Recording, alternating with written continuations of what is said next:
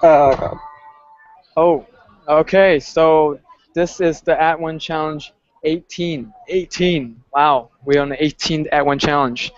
Um, the kickoff hangout for Add1Challenge 18. So we're just gonna have a conversation about what's going on, what's gonna happen, what is gonna take for us to reach our goal for the next 90 days, and what are some of the hurdles and how we can possibly overcome them.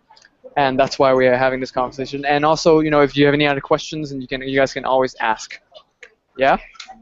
Yep. So since I'm in a restaurant, yeah. So this is going to be only half an hour today. All right. Okay. So first of all, let's quickly introduce ourselves. And if you're not talking, mute your mic so it's more quiet. Yeah. So first, introduce yourself, where you're from, and also what language you're learning. And since there's only like 3, 4 of us, why don't we just we can even tell people why we're learning language. Okay. All right. So you want to go first? Sure. I'll go first. So I'm Elise. I live in Madison, Wisconsin, in the United States, and I'm picking up Spanish because my job has a lot of we have a lot of Latino members, and their English is fair to poor most of the time, and so they actually have an initiative at my job where if you're willing to pass the bilingual test, you'll get a pretty significant raise. And right now I work 2 jobs, and so being able to get a raise would enable me to only work 1 job a week instead of 2, and that's it's very motivating. So I'm going to try to learn Spanish.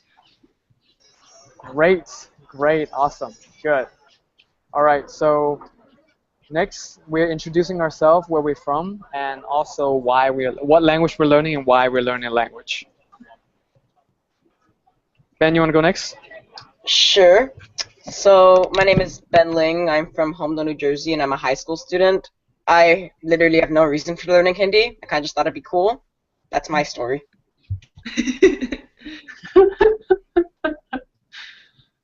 Thank you, Ben. Ben, if you're actually Ben done the Add1Challenge before. This is his second time. He took it very seriously in the last Add1Challenge, and hopefully you can have more fun and relax, and also reach his goal this time around. I hope. Right? Yes. Good. Okay. Who's next? I can go. I'm Hannah Ballard. I don't know if you can hear me. I'm learning Mandarin. Can you hear? Okay, good. I'm learning Mandarin because we have been matched with a Chinese child, and we're going to go pick him up for our second adoption, and I'd like to be able to support him keeping his native language. So I've been wanting to learn it my whole life anyway. Well, that's great. Yeah, so we're excited. Awesome. Great. All right. Yeah, go ahead. Yes. JME, what is your name? Oh, hey, Brian. Hey, Hi. what's up? Hi, this is Jojo. Jojo. So I don't have my full name on YouTube. Yeah, so I'm learning Mandarin. I actually took A1C before. I was in A1C12, and day 0 of A1C12 actually coincided with day 0 of me learning Mandarin. So I'm continuing on with Mandarin. Add1Challenge really was helpful to me when I took it. So this was last year, toward the end of the year, like around Christmas time.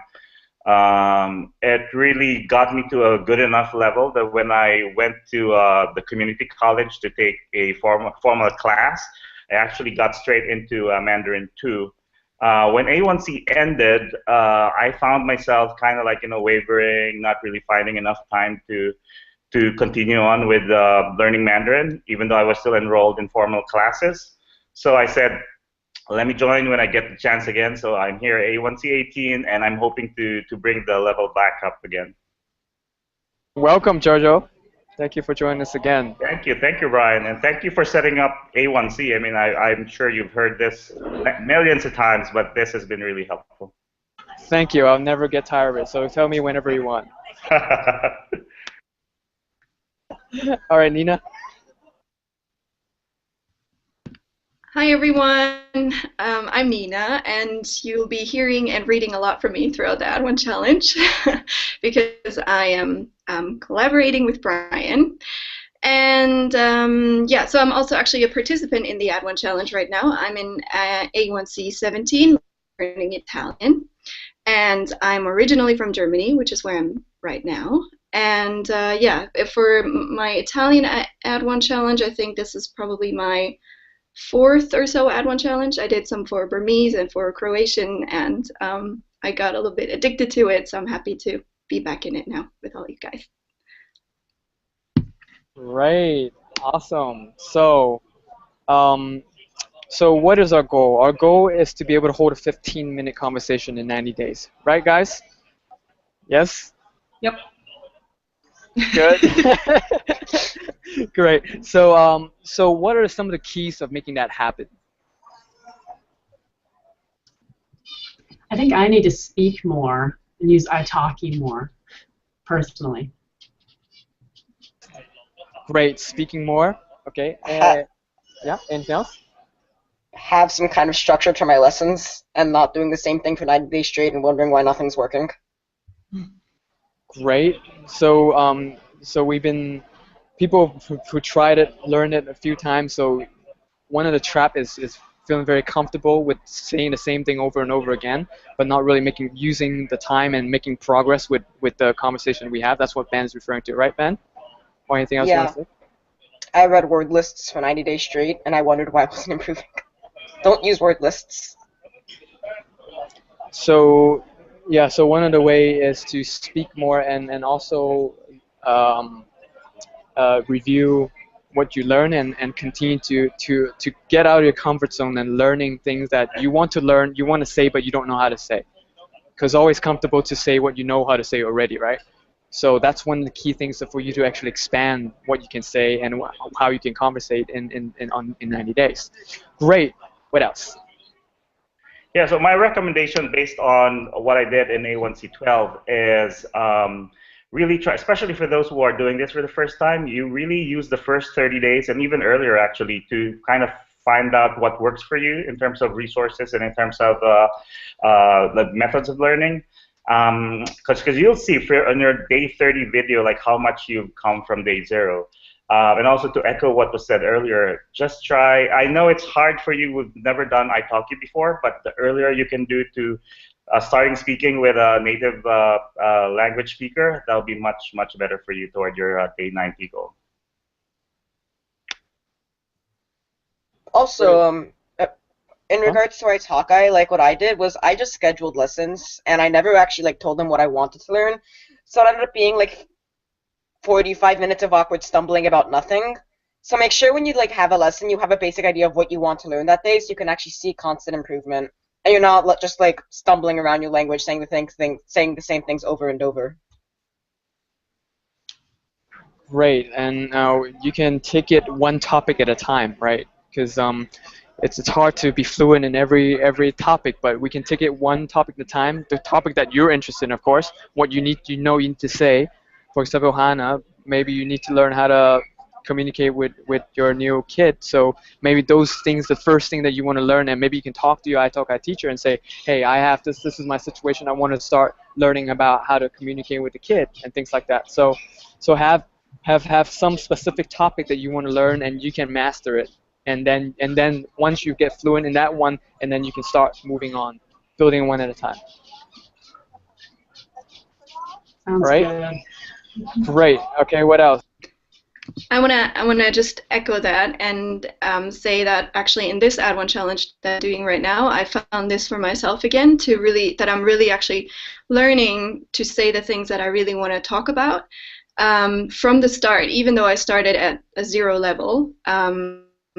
Like even then from the very start, just start with like things that you would want to talk about in English or in your native language as well, and it just kind of keeps you going. And so also another thing that I found for myself is to do the things that I really, really enjoy doing. And because I kind of keep telling myself, oh, I should learn grammar more, I should learn vocabulary more and stuff like that. at the same time, I really love speaking to people, and I'm learning grammar through speaking to people. I'm learning to pick up words through that and stuff like that. So, yeah, to also do what I really, really enjoy doing, as long as that gets me closer to my goal. Great. I think that's a great part to bring to a point. And what is something? One of the key that could to make it happen for you to be able to hold a 15-minute conversation in 90 days is to create a fun, sustainable routine. If you don't like what you're doing, even if it's really effective, you won't continue to do it. So it's very important for you to find a way that's fun for you and effective for you, not just effective, so that you can implement it in your schedule so that you want to continue to do it again. And when it's not fun anymore, then you got to look for another way that's fun for you. So it's a continuous exploration and continuous changing process. So I think that's one of the key things for it to implement into a daily routine. Anybody have any questions or anything you want to say about what I just said? So as basically starting at zero person, I'd love to hear anyone's input as what kinds of materials have worked well for them starting at zero. I have Pimsleur, I have Assamil, I've thought about doing Benny Lewis's Premium. I'd love to hear any kind of input if anyone wants to throw anything out. And Hannah, you're doing Mandarin, right? Yeah, yeah. All right, so again, it doesn't work the same for everyone, but having gone through A1C12, where I started from zero with Mandarin, and knowing, you know, what I would change now, Pimsleur would be a very good start for Mandarin, at least for me. Like when I did Pimsleur, like I think like between day 30 and up until day 90, and it really kind of like improved my Mandarin by leaps and bounds. So that's one thing. And then the other thing is, because I live in an area, I live in Dallas, Texas, and there are actually a lot of Asian grocery stores here. I just like went in and just started random conversations, no matter how painful it was. But it also got my confidence level up. So, you know, those are just two examples. Okay, yeah, I love Pimsleur. I'm at less than 18, but I was curious if it was slowing me down or not, so it's good to hear a positive on that, so I'll keep going. So Hannah, you need to really it's like an exploration process, because everyone's different, and everyone at different level, you may find to a place that it's not very useful anymore. That's when you start trying different things, and then the only way for you to learn to see what works for you is you actually try it and see and look and see if you're making progress. If you feel like it's not that useful, okay, try something else, because we don't know how you learn best, and you may not know how you learn best, so you need to figure out yourself how you learn best. And that's one of the key things in the Add1Challenge, is you figure out how you learn best so that you can actually take that on continuously. And it's also a continuous progress. Because sometimes you may not be ready for grammar right now, and then maybe after 30 days you're ready for grammar.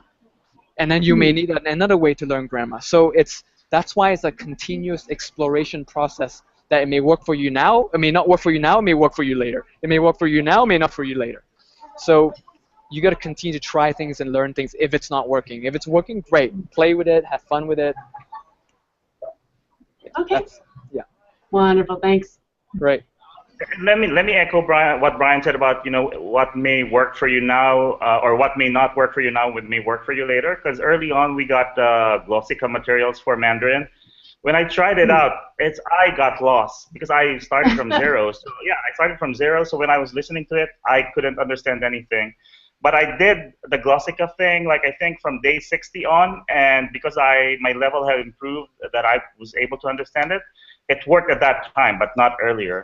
And then one thing I wanted to add, because when I had my mastermind groups, my language mastermind groups, I was the only one who was actually starting out with Mandarin. All the others had experience with the language. So I felt I was dragging the group down, right, whenever we would have like hangouts. But they were very helpful and encouraged me. And I hope that I'll be able to pay it forward, you know, with someone else like you, who's like, you know, starting from scratch with Mandarin. Yeah. Wonderful. So just real quick question about the Glossica. I love Glossica. I haven't bought the entire package. I'm just curious if you shadowed with it, or did you just do it with GSR? What did you do? Does that make sense? Yeah, but So Brian, I'm not sure if we're still getting that this time around for A1C12. We got the, I'm not sure what level it was, Like but it came, yeah, it came with a challenge, and I just use it like on a day-to-day basis from day 60. Glossica Okay. came with a I was challenge. curious if I should be shadowing it too. Well, just go back, same thing as what we said about, like, try, there's shadowing, there's repeating it, there's listening in the car, or like, there are all kinds of ways. You just gotta see how you can fit in your schedule and see what's effective for you. I mean, you can just listen to it, you can repeat it, and there's only a few ways really. Yes, Ben? Glossica came with a challenge because I already bought it. It's all good. I mean, it's only available for maybe like 15 days, and it's also depending on what we have on hand, right? So Right. it's not the whole thing. It's just a part of it, basically. Okay, great. So the next thing is, there's one thing that will guarantee will happen in the next 90 days. Do you guys know what that is? Probably hitting a wall. Exactly. Anything else? Great. We're hitting a wall. Feeling sick of your target language. Feeling sick of your target language. What else? Great. Yeah, feeling that it becomes a chore. I know that midway through my challenge, I just wanted to learn French. Probably getting busy too. Something in life comes up and then you feel like you don't actually have the time for it anymore. Perfect. Those are things that will probably all of the above will happen. Okay. At some point you may get sick of your language. At some point you may go on a trip and something had to happen, and then at some point you may want to do something else. All of them will happen. So now knowing that will happen, nothing's wrong with it. This is just part of life. Whatever we try to do something for a long period of time, something is going to get in the way. Pretty much guaranteed, right? In whatever you're trying to do.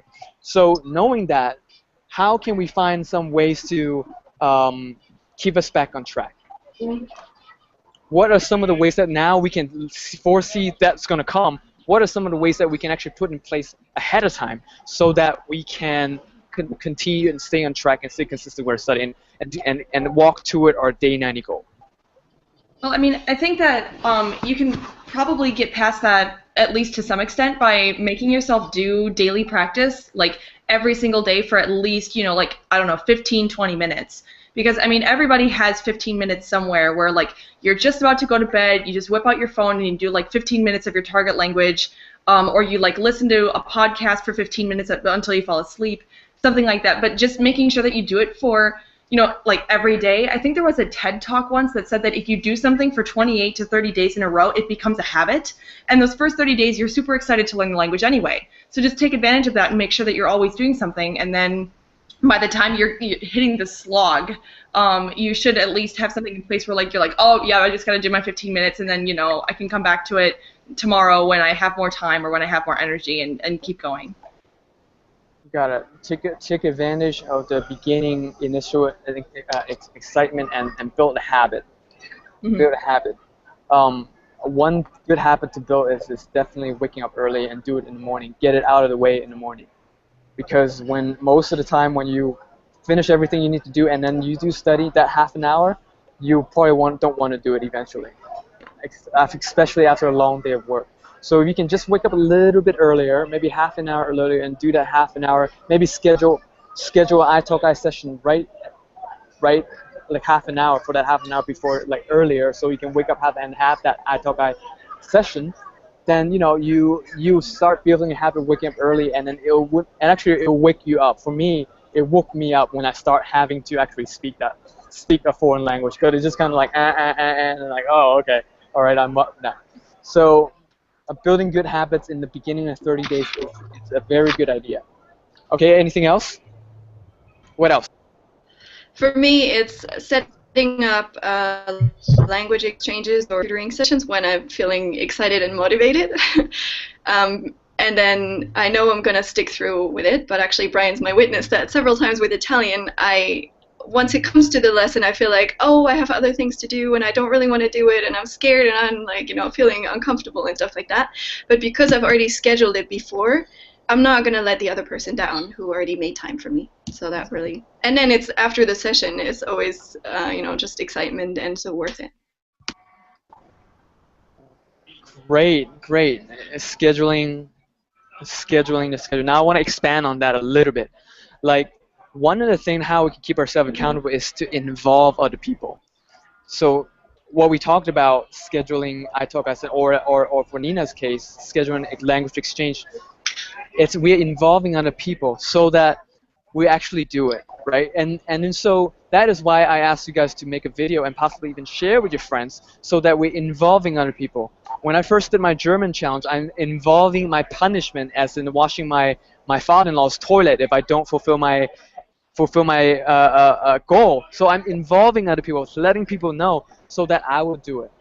And then once I do it, it's actually, wow, I'm very happy that I did it, right? So involving other people is a great trick to continuously to keep yourself on track. Great. Anything else? What else? Well, I know. Oh, sorry. Hi, I popped in late. I know for me, what you had mentioned in an email before, the switching between play and like grammar and everything really has been beneficial for me because grammar is not my strong suit and I hate it so much because I'm not very good at it. But because I have been trying to kind of even the playing field out when it comes to studying, it's kind of forcing me to really sit down and buckle down with this. And also when it comes to the play time for me, it's watching TV, watching the shows and listening to the music.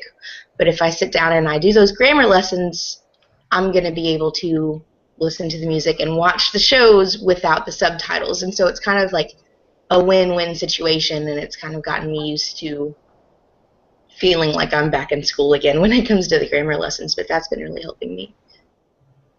Awesome, great. Yeah, eventually sometimes we may feel like it's a chore, right? So if we balance it up with playtime, it wouldn't feel, we're just playing, we figure out how we can learn while playing. That would definitely help you get back on track, and it's gonna happen, right? We're gonna hit, something's gonna happen, and use some playtime to ease yourself back in. There's nothing wrong with that, and we're here to support you when that happens. Anything else? What else? What else? How can we, Daniel? Can you come up with anything that you can keep yourself on track when crap hit the fan? I use visualization a lot. Like, I hung a picture of a cityscape above my desk, so if I'm ever feeling really unmotivated, I look at that picture and think that's basically what I'm headed towards. I gotta keep doing this so I can end up, doing what I want to do in my life. Basically focusing on the bigger picture and that this sucks, but if I manage to power through it, I'll end up finally in a city at some point. Beautiful. Your why, like why you doing, so one of the assignment that is coming up is that creating some kind of visual things that can easily remind you why you're learning this language, or have a bigger picture that has you and motivate you to continue to learn this language. So great. That's another way to keep you going. Daniel, anything else? I would also say harness the power of the community. I can't tell you how many times I felt down, posted about it on on the Facebook groups, and then just got the encouragement and tips and tricks from people, and then it got me going. One other A1C Samantha Alvarez posted this on Facebook. She said, by its very nature, language learning is an individual sport, but something like Add1Challenge makes it a team sport. And back to what Brian said, when you think of it that way, you don't want to let other people down, and you want to be accountable to other people. So use the community as much as you can. At first, it may be, especially if you're not used to like posting to what it seems maybe random strangers. Once you start doing it, I mean, you'll just get the feel for it and see that it's really helpful. Awesome, great. We have many. We create that one challenge the way it is so that it's team. You can't. There's like some kind of participation way that you can get in the community anytime you want. You choose, but it's your responsibility to actually use it. If you don't use it, if you don't tell anybody, nobody can help you. So, if you have any question, ask your mastermind teammate, ask your study group teammate, post in the Facebook group, send me a message, send Nina a message. We're here for you, but you need to let us know. It's your job to let us know if you need support. So, be sure that to use the structures to support you to continue to study. I Great. wanna. Sorry. Go, Ben. Go ahead. Just to re-emphasize that, like when I was in the A1C10, every time I posted, it'd be about 5 minutes before I got like 20 responses from different people, all like supporting me. It's a really, really supportive group, and for anyone with anxiety, like literally no one's going to judge you. It's a really, really wonderful thing, and like if you do take advantage of it, it's a really good resource for keeping yourself motivated. The people here are all wonderful. Great. Awesome. All right. Any other ideas? Okay. So the next thing that I want to say, the last thing is I want to say is that we are gonna take it one yay at a time. This is something that we learned in the Add1Challenge. We just take it one yay at a time, and it's okay to have a nay sometimes. Okay, and it's very important for you to take your breaks. And if something happened, if you can't put in your yay that day, and you already finished taking your break, you need to put in a nay.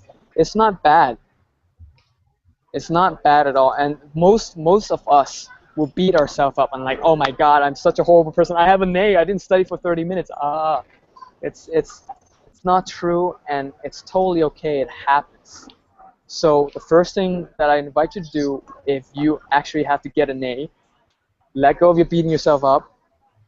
You can share your struggle with the community, and we just take it one yay at a time. You know, tomorrow is it's a new opportunity for you add in that one yay, just for that 30 minutes or 45 minutes or 60 minutes. So we take it one yay at a time in that one challenge, and it will take you really far if we all do that together as a group. How's that sound? Great. Okay, so anybody have any other questions?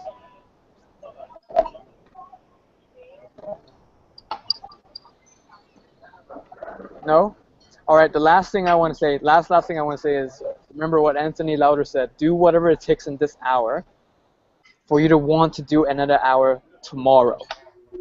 So keep that in mind. And let's kick off the Add1Challenge 18, and I'm looking forward to day 1 tomorrow. And thank you for participating, guys. All right, so I look forward to seeing your progress in the next 9 days. So that's it. Thank you for participating and being in this call. And that's it. Thank you. Thanks, Brian and Nina. Thank you. Bye.